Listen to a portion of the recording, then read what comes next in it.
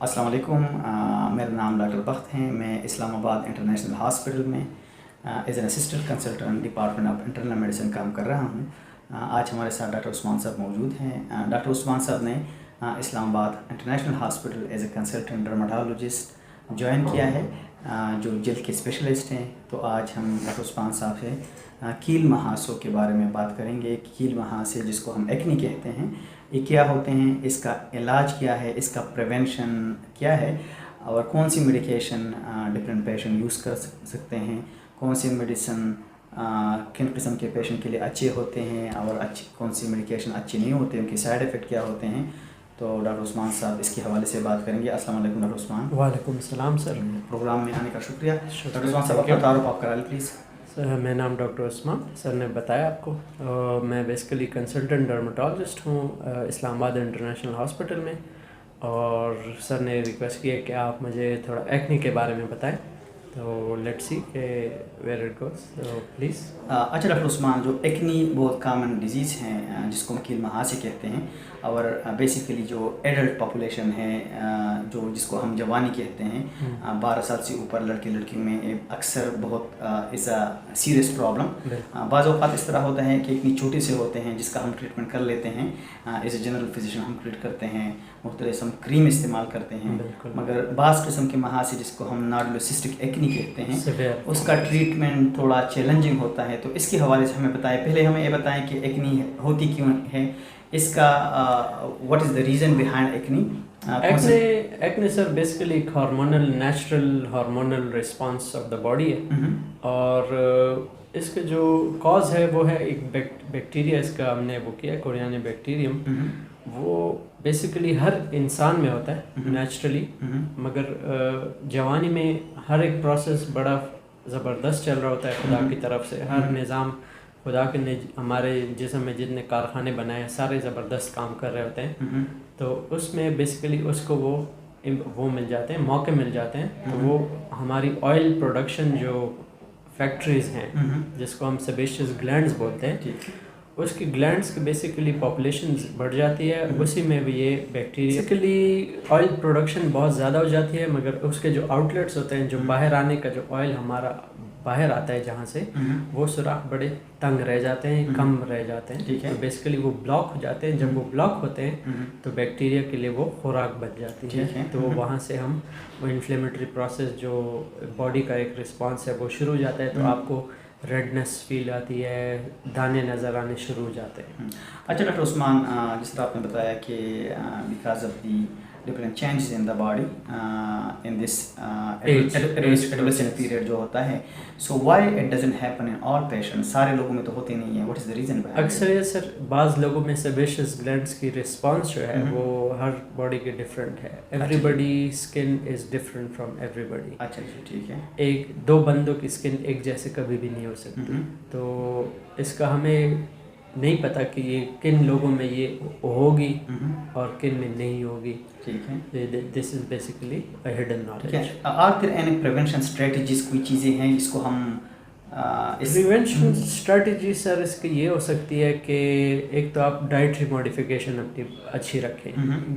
जितना आप oily stuff खाएंगे, ठीक है, शुगरी स्टफ़ खाएंगे, शुगर जैसे चीनी वाली चीज़ें, तो उसमें ये होता है। प्रिवेंशन स्ट्रेटजीज क्या है इसके सर? प्रिवेंशन बेसिकली लोग हमसे अक्सर पूछते हैं, हम उनको यही बताते हैं अगर एक बार हो जाए फिर तो you can not prevent it. ठीक है, वो तो प्रिवेंशन में नहीं हो तो फिर ट्रीटमेंट की तरफ आप जाते हैं। प्रिवेंशन में जिसके नहीं होते अक्सर यंग एज ग्रुप में 10 साल 11 साल उनकी माएँ बाप आ जाते हैं हमारे पास। वो पूछते हैं कि हम डॉक्टर साहब क्या कर सकते हैं। तो उसके लिए हम उनको यही कहते हैं कि चिकनाहट वाली चीज़ों से थोड़ा परहेज़ है, ठीक है, कर सकते हैं, खा सकते हैं, बिल्कुल ही बंद नहीं कर सकते, वो तो ज़्यादती हो जाएगी, मगर थोड़ा बहुत वो चिकनाहट वाली चीज़ें थोड़ी कम कर दें। फ्राइड फूड, जंक वगैरह, शवरमा वगैरह, पिज़्ज़ा, बर्गर, ये थोड़े खासकर जो आपके कोल्ड ड्रिंक्स है वो कम कर दें।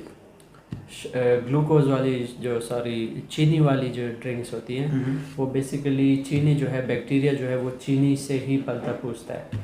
तो आपने वो उसकी जो डाइट है वो थोड़ी कम करनी है। ठीक, बैक्टीरिया की स्वीट्स कम इस्तेमाल करने चाहिए। اور فروٹس کا استعمال زیادہ کرنا چاہیے تاکہ باڈی رسپانس اچھی ہو جائے, اسکن اس سے ہیلدی بھی ہو جاتی ہے. سبزیاں گرین ویجیٹیبلس, خاص کر گرین ویجیٹیبلس آپ کھا سکتے ہیں. ٹھیک ہے. Okay doctor Usman, about the treatment, زیادہ پیشنٹ اس طرح ہوتے ہیں کہ زیادہ لوگ, اور پاکستان میں تو بہت زیادہ کامن ہے کہ جو اوور دا کاؤنٹر میڈیکیشن ہوتے ہیں, اس طرح medication which should not be taken without prescription, وہ بھی لوگ جاتے ہیں اور مارکیٹ سے لے لیتے ہیں.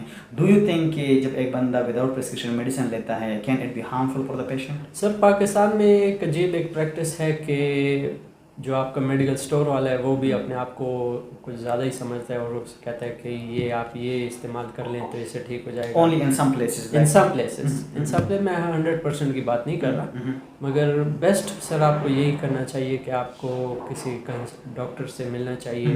بہتر ہے کہ آپ اسکن ڈاکٹر سے ہی مل لیں, مشورہ کر لیں ان سے کہ کیا مجھے کرنا چاہیے. Over the counter medication I would not advise نہیں کرنا چاہیے, اس لیے کہ اس میں اکثریت فارمیسی والے جو ہیں وہ ایسی چیزیں بھی دے سکتے ہیں آپ کو جس ایکنے کے ساتھ کوئی تعلق ہی نہیں ہے. تو بہتر ہے کہ آپ کسی ڈاکٹر کے مشورے کے بعد ہی کوئی میڈیکیشن پرسکرائب ڈرگز یوز کریں. ٹھیک ہے. اور کون سی میڈیکیشن کون سی میڈیکیشن یوز کر سکتے ہیں ہم؟ سر اس میں ایکنے میں بیسیکلی گریڈس کی بات ہوتی ہے کہ گریڈ 1 2 3 ہوتے ہیں. جو 1 ہوتا ہے اس میں آپ کو صرف سفید سفید دانے یا کالے کالے دانے نظر آتے ہیں, تو اس میں آپ کو سمپل ایک cream, simple single prescription cream use کر سکتے ہیں, جس سے ٹھیک ہو جاتا ہے. دوسری میں سر 2nd ڈگری اور 3rd ڈگری میں آپ کو ایک اینٹی بایوٹک بھی ایڈ کرنی پڑتی ہے. ٹھیک ہے. اینٹی بایوٹک کے ساتھ آپ کو ٹاپیکل میڈیکیشنز, ٹاپیکل کریمز وغیرہ بھی لگانی پڑتی ہے. ٹھیک ہے. تیسرا گریڈ جو ہے جس میں سر جو آپ کے بڑے بڑے نوڈیول سے بن جاتے ہیں, فیس کافی ریڈ ہوتا ہے, جس میں پیپ ہوتا ہے, پیپ وغیرہ جس میں بہت زیادہ ہوتی ہے, بڑے بڑے دانے ہوتے ہیں, تو اس میں سر ایک ڈرگ آئی ہے آئسوٹریٹینائن کے نام سے, تو وہ آپ کو استعمال کرنی چاہیے. مگر آئسوٹریٹینائن کے اپنے ایفیکٹس بہت زیادہ ہیں, سائڈ افیکٹ زیادہ ہیں, اور اس میں کچھ احتیاطی تدابیر بھی ہوتی ہے. اکثر آئسوٹریٹینائن جو ینگ لڑکیاں ہوتی ہیں جن کی شادیاں ہونے والی ہوں یا شادی والی عمر ہو, تو اس میں ہم آئسوٹریٹینائن کو اوائڈ کرتے ہیں. مطلب یہ ہے کہ اس کو ہم نہیں دے سکتے. ٹھیک ہے. نہیں دے سکتے. اس کی ریزن کیا ہے؟ اس کی ریزن سر یہ ہے کہ جو چائلڈ بیئرنگ ایج ہوتی ہے خواتین کی, یا جو میرڈ ہوتے ہیں یا جن کی منگنیاں ہو چکی ہوتی ہیں, وہ جب یہ لیتی ہیں تو ان میں خدا نخواستہ بچوں کی پیدائش کے وقت ان کو مسئلے درپیش ہو سکتا ہے. اور مطلب یہ ہے کہ انٹرایوٹرائن ٹائم اس میں اکثر جو بچوں میں اسٹل برتھس اس کو بولتے ہیں, ٹھیک ہے, مردہ بچے پیدا ہو سکتے ہیں یا کوئی معذوری بھی ہو سکتی ہے. مگر یہ ڈرگ اس لیے جب سب فیملی پلاننگ ہم ڈیسائیڈ کر لیتے ہیں, اس کے بعد ہم ایٹ لیسٹ 1 ایئر تک ہم پیشنٹ کو ایڈوائز کرتے ہیں کہ جب آپ نے ڈے 1 سے آئسوٹریٹینائن اسٹارٹ کی, 9 سے 12 منتھس تک, 9 سے 12 مہینوں تک آپ فیملی پلاننگ آپ نے نہیں کرنی. کوئی مطلب کنسیپشن پریگنینسی نہیں کرنی؟ ہاں, کنسیپشن نہیں کرنی. ٹھیک ہے. ٹھیک. اوکے ڈاکٹر عثمان, اس کے علاوہ کوئی اور ٹریٹمنٹ ہے, نیا جدید کوئی ٹریٹمنٹ آیا ہے ابھی تک؟ سر آئسوٹریٹینائن از دا لیٹسٹ ٹریٹمنٹ. اچھا جی, ڈاکٹر عثمان صاحب نے ہمیں ایکنی کے بارے میں بتایا کہ ایکنی کیا ہے, کہ ایک بیکٹیریا کی وجہ سے ہوتا ہے. اس کی پریونشن اسٹریٹجیز یہ ہیں کہ کچھ جو ہم جنک فوڈ ہیں جس میں فیٹ زیادہ ہوتے ہیں, جو سیچوریٹڈ فیٹس ہوتے ہیں, اس کو ہم اوائڈ کریں. میڈیکیشنس ہمیشہ ڈاکٹر کی ہدایت کے مطابق استعمال کرنی چاہیے. جس طرح ڈاکٹر عثمان صاحب نے بتایا کہ ایک میڈیکیشن ہے جس کا نام آئسوٹریٹینائن ہے, اور یہ بچوں میں معذوری پیدا کر سکتا ہے جو بچہ انٹرایوٹرائن ہو, ماں کے پیٹ میں ہو. تو ساری میڈیکیشن ڈاکٹر کی ہدایت کے مطابق استعمال کرنی چاہیے.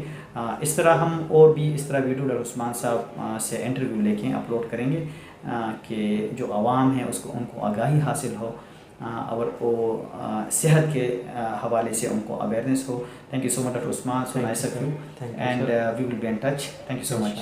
Thank you.